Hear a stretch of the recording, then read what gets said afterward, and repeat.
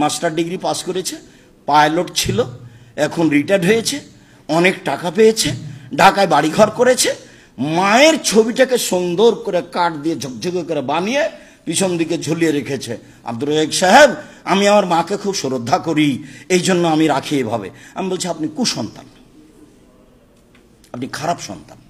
আপনার মা আপনাকে রেখে গিয়ে অপরাধ করেছে, আপনার মা আপনাকে লালন পালন করে অপরাধ করেছে। আপনি আপনার মায়ের কে সম্মান দেখান?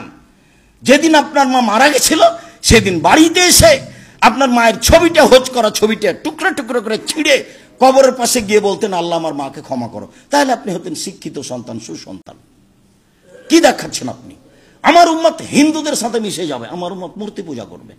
বাপ মাকে এভাবে ভালোবাসা দেখাচ্ছেন, কি এটা ভালোবাসা? বলছে কবরে ফুল চাপিয়ে সিক্ত করলো, কবরে ফুল চাপিয়ে সিক্ত করলো, আর যে কবরে আছে তাকে পিটিয়ে একাকার করে দিল, তো কি সিক্ত করলো? এরা শিক্ষিত মানুষ? আপনি বলতে পারেন, আমি কোনোদিন বলিনি, আমি বলতেও চাই না।